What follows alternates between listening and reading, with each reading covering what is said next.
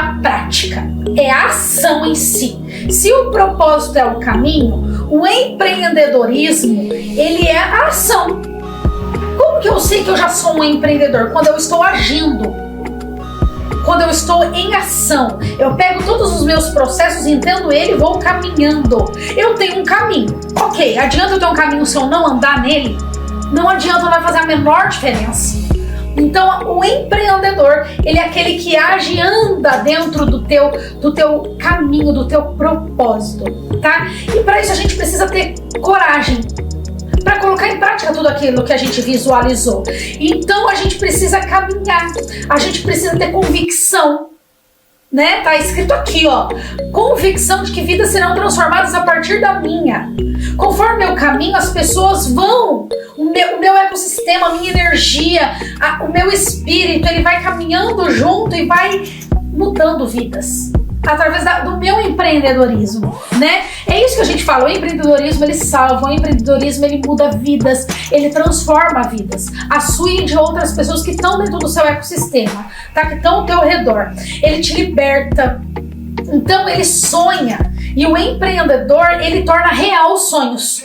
É isso que é empreender, tá bom? Ele é ir além, ele quer sempre mais. O empreendedor ele é insatisfeito. A insatisfação não tem nada a ver com ingratidão. Eu sou grata por tudo que eu tenho, mas eu sei que eu posso mais. Quando a gente está satisfeito, o que a gente fala? Vai, a gente está comendo uma refeição maravilhosa. Eu queria comer mais, mas não dá, eu estou satisfeita. Eu falo, eu estou satisfeita, muito obrigada. E ali você para. Por isso que você tem que ser insatisfeito, grato, porém grato. Olha, eu tô satisfeita, não quero mais, eu paro por aqui, muito obrigada, tava maravilhoso. Agora, se você ainda não tá satisfeito, o que você faz? Meu, tá maravilhoso, muito obrigada, mas eu quero mais um pouquinho. Eu posso pegar mais um pouquinho? Eu posso ir além? Olha a diferença. Como a insatisfação não tem nada a ver com ingratidão. E o empreendedor parece que ele tá sempre insatisfeito. Ele não tá sendo ingrato, ele só quer mais. Ele tá enxergando mais, ele sabe que ele pode ir além daquilo. Olha, a ação é ir, é fazer acontecer, tá? Eu quero falar pra vocês aqui sobre os primeiros empreendedores.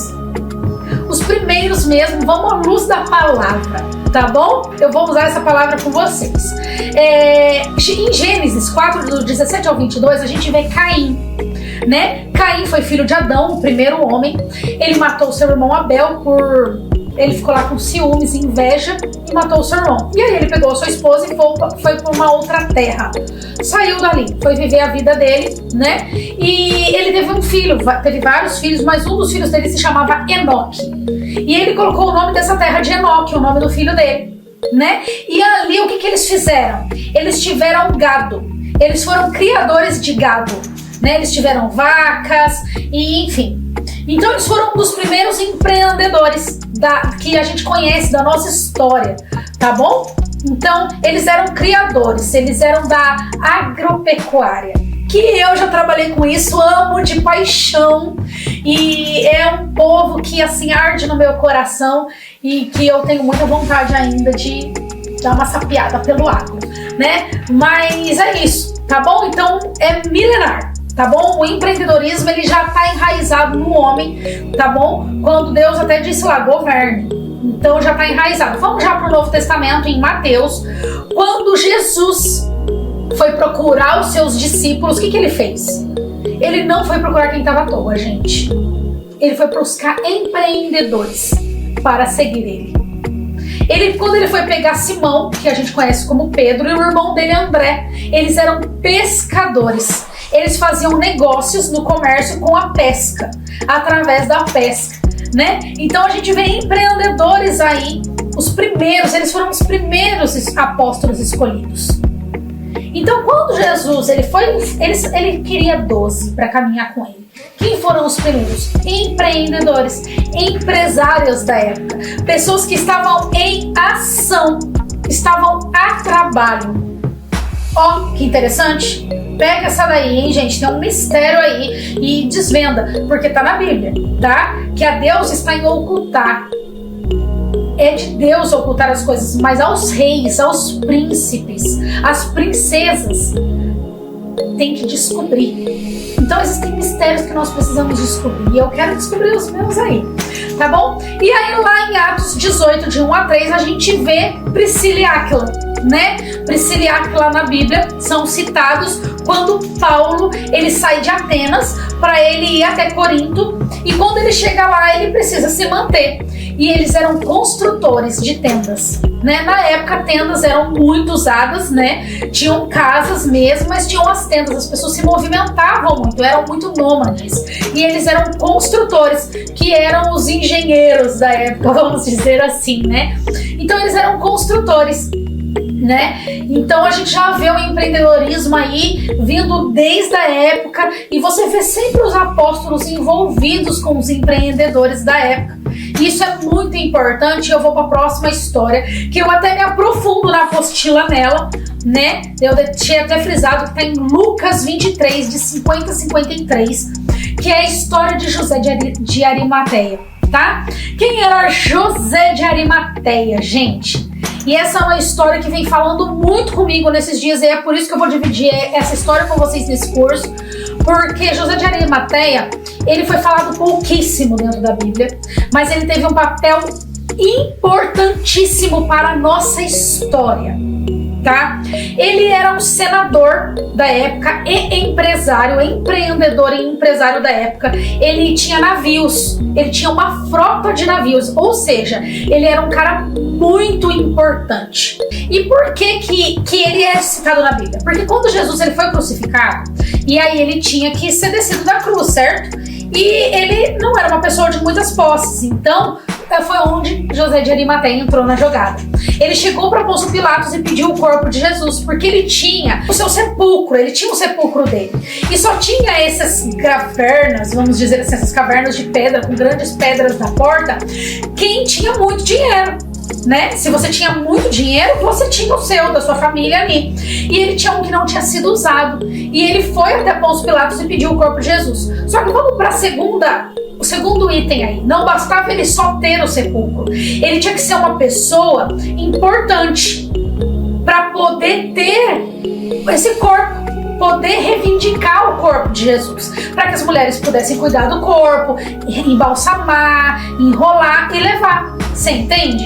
Então, por causa da posição dele no Sinédrio, por causa do papel dele de senador da época, ele conseguiu pegar o corpo de Jesus. Agora vamos para o terceiro ponto extremamente importante da história e de como José de Arimateia ser empreendedor e ser um grande empresário da época tem a ver, tá, com a nossa história hoje, que é contada até hoje, que foi o que nos salvou, é o que nos impulsiona hoje, tá? Ele também pediu, ele colocou 2 guardas na porta. Vocês lembram na história da crucificação e da ressurreição? Que tinham 2 guardas na porta que não viram Jesus? As mulheres correram até lá, encontraram o sepulcro vazio.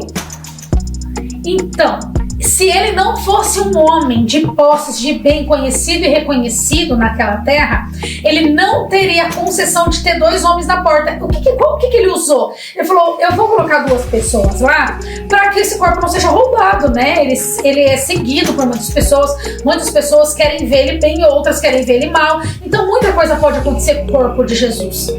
Então isso preservou o corpo de Jesus dentro de um sarcófago, vamos dizer assim, né? As mulheres puderam cuidar e levar até lá, e ele tinha 2 pessoas na porta, que foi quem testemunhou todo o acontecimento. Gente, olha a importância do empreendedorismo, você entender o teu propósito quanto empreendedor. Histórias serão contadas e perduradas através de você como empreendedor. Se você não entende qual é a importância do empreendedorismo, da ação empreendedora dentro da tua jornada chamada propósito, muitas coisas podem deixar de acontecer que vão beneficiar gerações por causa disso. Por isso que eu quis tirar essa aula e deixar essa aula que é extremamente importante para você. Porque se fala tanto de empreendedorismo e de autogoverno, que é o governo que nós vamos falar agora, mas não se sabe na certo o que é. Sabe por que você vê tantos empreendedores que passaram por tantas coisas para se tornar empresários enormes? Gente, histórias. Vamos falar de grandes nomes da nossa atualidade. Tiago Nigro, Tiago Brunet, sabe? Flávio Augusto. Gente, são homens que já deveram milhões na praça antes de se tornarem os grandes empresários que são. E por que eu tô te falando isso? Porque para que eles chegassem lá, eles foram muito humilhados, porque quando a gente deve, quando você entra num processo de dívida, ou quando você entra num processo de que você projetou e quebrou, e daí você foi de novo e quebrou de novo, sabe? Você entra num processo de humilhação, de vergonha, e a jornada empreendedora muitas vezes pode fazer isso com você. São poucos os grandes empresários que não passaram por esse processo. Por isso que a gente fala que é um processo. Você entende? Por isso que eu tô aí deixando essa aula bem robusta para que você entenda a importância da sua jornada empreendedora e o quanto ela é importante para todos nós. Tudo que você está fazendo. Essa ideia que você teve não é por acaso. Esse sonho que você não para de sonhar não é um acaso.